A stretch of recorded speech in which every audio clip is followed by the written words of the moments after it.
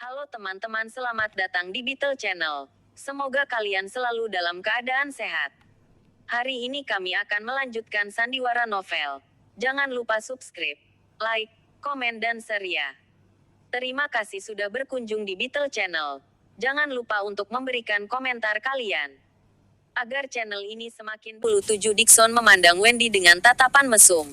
Dan ini membuat Janice merasa benci karena dia mulai jengkel. Dengan sigap dia dan memegang lengan Dixon. Berkata, "Kau nakal. Aku di sini dan kau menggoda wanita lain." Dixon tertawa terbahak-bahak. Dia mengangkat telapak tangannya dan menamparkan pantat Janice. Berkata, "Jangan khawatir. Kaulah yang paling aku cintai." Seperti yang dia katakan, Dixon melirik Jasper dengan sinis lalu mendengus. "Hei bajingan. Kau tidak dengar aku memintamu pergi. Kenapa kau masih berdiri di sini?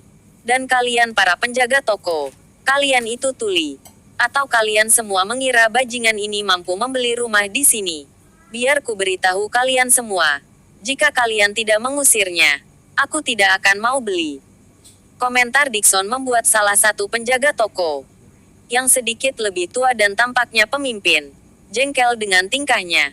"Puan, seperti yang kau lihat, kami saat ini cukup sibuk. Kami tidak dapat melayani. Jadi silahkan pergi." Ucapannya menggambarkan sikap mereka.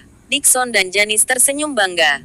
Janice menutup mulutnya dan tersenyum sambil berkata, "Hei, dia benar-benar membuat malu keluarganya karena diusir oleh orang lain." "Wendy, kau mengerti sekarang, kan? Wanita harus mencari pria yang kuat untuk diandalkan. Apa yang bisa diberikan pria malang itu padamu? Dia hanya akan membuatmu diusir dari tempat itu seperti anjing." Janice tersenyum dingin sambil berkata jahat. "Sejak kuliah, kau suka bertingkah prestisius. Setiap kali aku melihat tingkah lakumu, itu membuatku ingin muntah. Kepada siapa kau coba pamer? Bahkan, kau mungkin jauh lebih horny daripada yang aku pikirkan." "Tutup mulutmu yang mengerikan."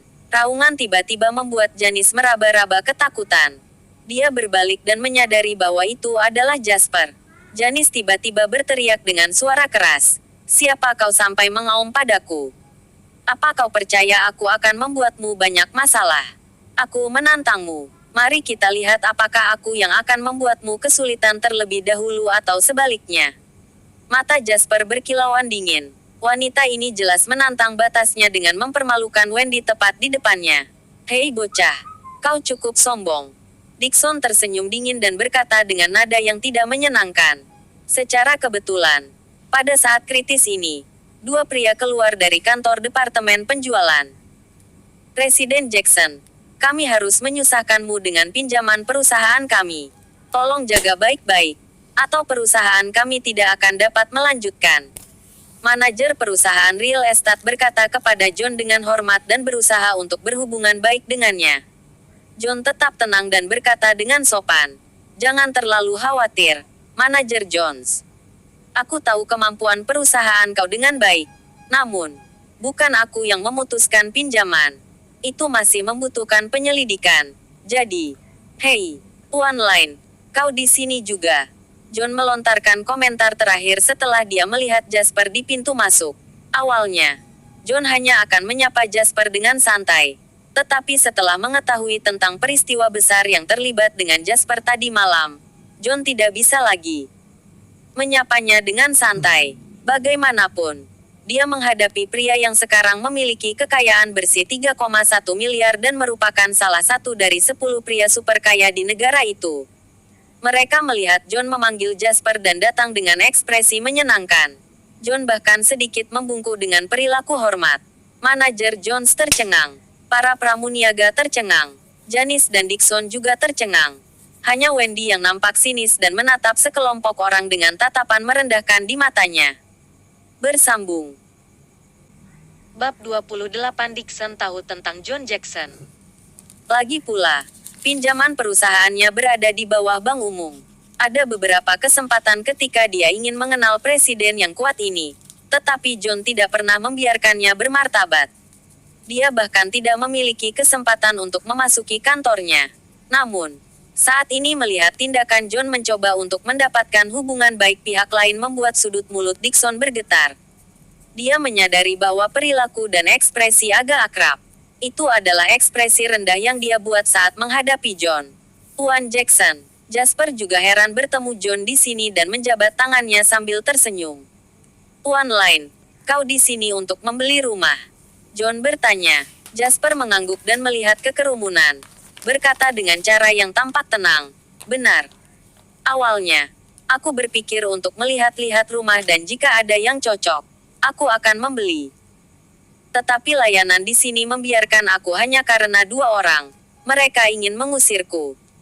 Jadi, inilah aku. Hendak meninggalkan tempat ini. Komentarnya mungkin terdengar tenang. Tetapi sebenarnya, ada sisi gelapnya. Manajer perusahaan real estate hampir berlutut dan mengakui John sebagai ayahnya hanya untuk mendapatkan pinjaman. Adapun Dixon, dia bahkan tidak memiliki kesempatan untuk mengenal John.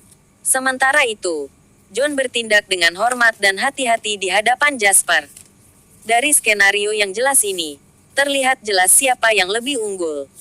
Manajer Jones dari perusahaan real estate adalah orang yang masuk akal. Melihat bahwa John akan marah, dia segera berlutut di depan Jasper dengan jantung yang berdebar kencang. Dia membungkuk dan membungkuk meminta maaf. Setiap gerakan dilakukan dalam sepersekian detik. Tuan Lane, ini benar-benar kesalahan kami karena tidak memberikan keramahan yang layak. Aku akan memecat semua pelayan ini. Selain itu, mulai sekarang dan seterusnya, aku pribadi akan memberikan layanan aku kepadamu. Aku akan memberikan diskon dan promosi terbaik untukmu. Menunjukkan permintaan maaf kami yang tulus. Dia orang yang luar biasa. Jasper menatapnya sambil tersenyum. Tapi jelas, manajer Jones salah paham setelah berpikir beberapa saat. Dia berbalik dan meraung pada Dixon dan Janice. Departemen penjualan melayani klien yang terhormat. Kami akan tutup untuk sementara waktu. Kalian berdua, silakan bergerak. Ya. Dia memang orang yang brilian. Kali ini, bahkan Wendy juga berpikir begitu. Dixon dan Janice akhirnya mengalami kecanggungan yang luar biasa. Tabel di balik mengikuti komentar Jasper. Sebelumnya, merekalah yang memerintahkan orang lain untuk mengusir Jasper dan Wendy.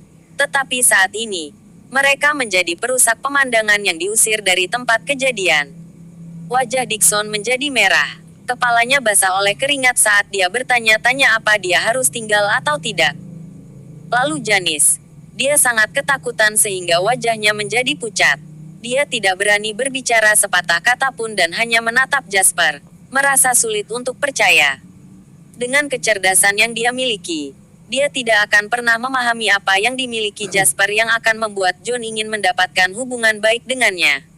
Hanya dengan sepatah kata, dia bisa mengembalikan situasi untuk mendukungnya. Bocah ini hanya orang miskin. Apa semua orang ini buta? Manajer Jones marah ketika dia melihat 2 orang menolak untuk pergi. Dia tidak tahu tentang identitas Jasper. Namun, dia tahu bahwa mereka yang bisa membuat John berperilaku begitu sopan dan hormat adalah mereka yang tidak bisa dia sakiti. Mungkin dia putra generasi kedua dari keluarga besar yang keluar sendiri untuk mencoba dan menjalani kehidupan biasa. Selain masalah lain sebelumnya, jika dia bereaksi lebih lambat, John akan mulai menanyainya. Pada saat itu, bukan hanya pinjamannya yang akan bermasalah, tetapi apa dia bisa terus menjadi manajer juga akan dipertanyakan. Dia mampu menemukan masalah utama hanya dengan detail kecil. Itulah alasan Jasper berpikir bahwa manajer Jones adalah orang yang baik. Tepat ketika manajer Jones hendak memanggil penjaga keamanan untuk mengusir mereka, Jasper berbicara. Lupakan saja. Jika mereka bersedia berdiri di sini, biarlah. Bagaimanapun juga, kau di sini untuk menjalankan bisnismu. Kalian hanya perlu menjalankan tugasmu masing-masing. Setelah berbicara, Jasper membawa Wendy ke samping dan duduk di sofa di ruang klien. John dan manajer Jones segera mengikuti mereka. Sekelompok pelayan yang dipecat nampak sedih. Mereka semua memelototi Dixon dan Janice. Mereka tidak akan pernah melayani mereka.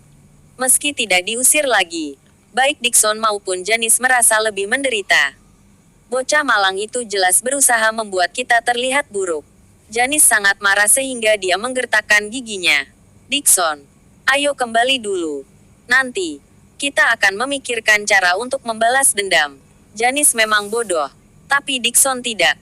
Meskipun berdiri di sana lebih memalukan daripada berjalan pergi, dia tahu bahwa dia tidak boleh pergi dulu. Bersambung. Nantikan bab selanjutnya. Jangan lupa subscribe, like, komen dan share.